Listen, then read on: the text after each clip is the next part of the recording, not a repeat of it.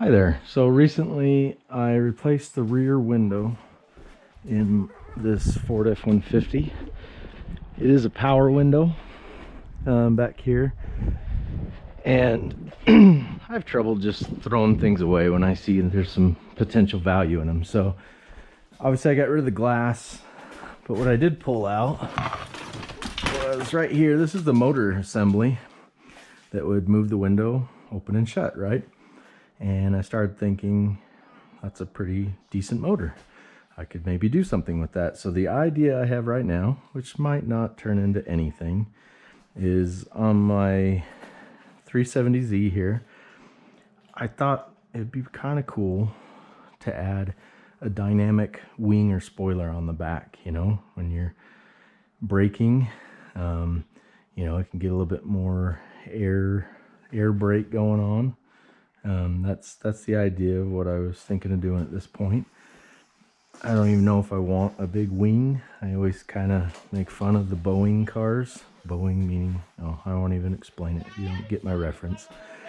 Right now I just have a little duck bill on the back, but I thought if I had a wing on the back that was functional in that way, then I think I could swallow having a big wing and no more justifiable. But anyways, these motors here, you can't just pop in on the negative and positive and make them go. They actually need a window switch, which showed up today. I just got a cheap one, just more of a proof of concept. Obviously, the idea if I actually did this dynamic wing is I don't want to sit there going braking and telling my wing to move. I'd somehow try and hook it up to work with when I brake or when I accelerate, for it to determine that and to make the change. So anyways, here's the switch though. Crack this guy open. Sorry, it is cold out here. We got a lot of snow here in Utah, which we haven't for a long time. So I got my lovely daughter out there playing with a friend in the snow, so I'm gonna leave the garage open so I can hear her. But that means I'm cold. So if you hear me shivering in my voice, that's what's going on. Okay, so forget the coloring. That's all just stupid. What I should have just realized from the beginning is I'm gonna go off the prong setup. They're saying these outer are the motor. Black still positive. No, just kidding. Now the pink's the positive. That's the one in the middle. And I'm going to go treat those one in on each end. The yellow and white, the black and blue will be my negatives. So I could hear as I triggered the switch, you could, oh, look at that. Now I'm getting some volts on it. Let's bring that down. 13 or so is what a healthy battery is going to be running. All right, motor positive.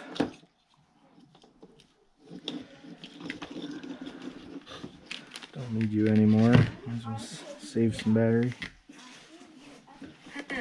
I don't have an answer for that. Is there something else I can help with it? Wow, Siri, if only you could help me. I think I'm touching them. Yeah, the thing's fraying out too much. I don't want them to cross. Let me bring them in a little.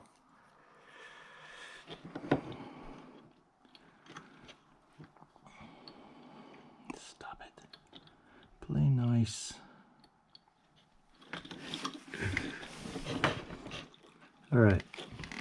Oh, look at that.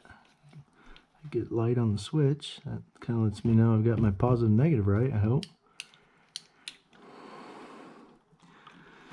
Alright, I didn't get a movement on it, but the reality is I don't know if I'm getting a really good touch on that prong. I might need to do a better job trying to connect these. Like I said, I'm just after a proof of concept right now. Ah, I did get a movement on the motor, which is what I would hope and expect at this point. I just don't think I'm touching it really well. Alright, this is a dumb game I'm playing. Obviously, I don't have a plug to fit on that, but I do have some of these connectors that maybe I can play with in here.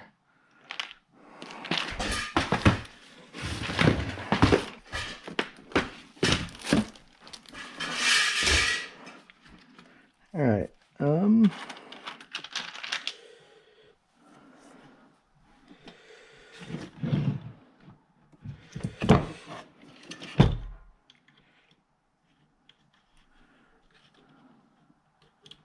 believe I'm getting contact on that. Let me try a smaller red one. Again, I'm just trying to get a proof of concept here. I'm not doing a nice final connection. But I can't seem to hold these wires onto the prongs there.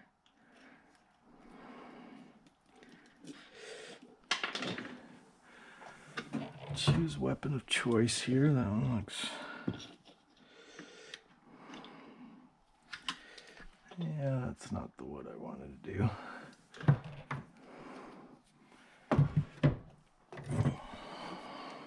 There we go. Come on, open up. My hands are freezing. Like I said, I need to close the garage. I guess I could at least turn the heater on. Let's keep my little space right here nice and toasty. Okay.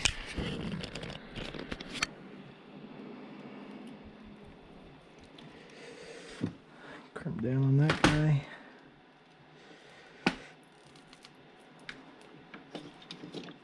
Okay, that looks like it might be more promising.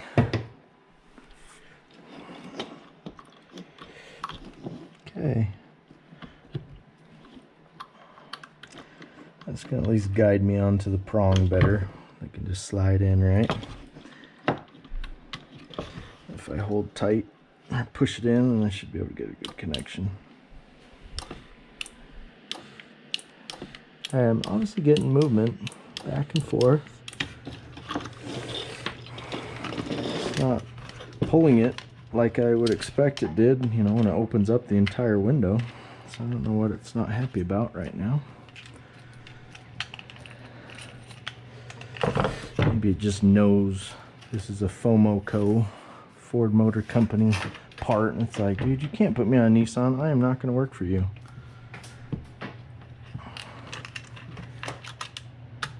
I don't really believe that, just in case anyone's wondering.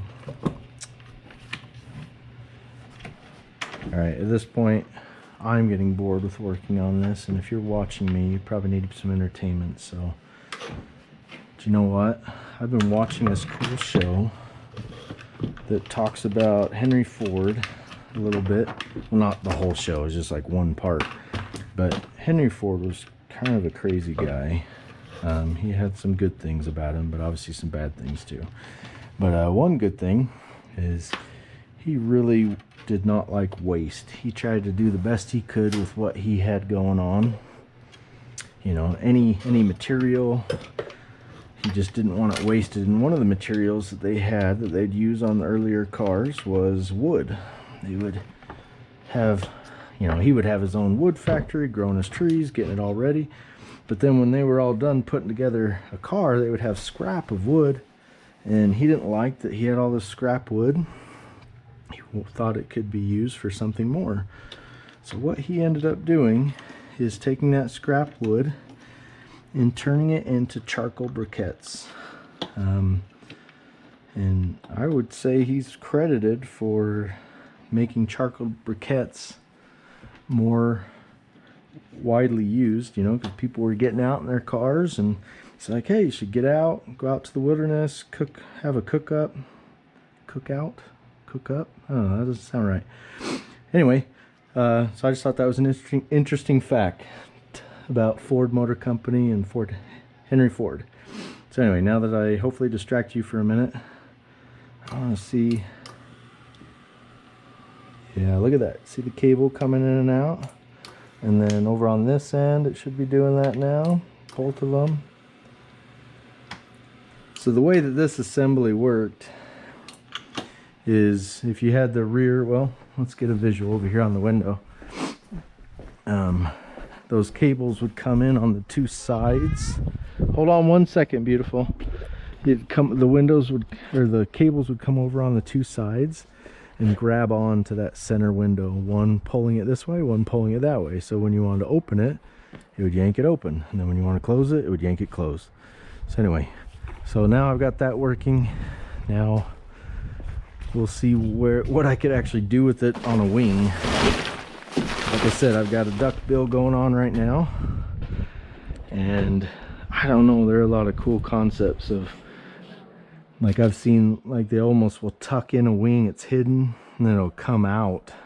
That would be cool. I'm not sure how I would accomplish that yet, but worst case, I just have a spoiler sitting up here, and I could tilt it on my brakes, coming into corners, whatever, let it flatten out, you know, just get me the proper down drag. Anyway, all right, I'm off. See ya.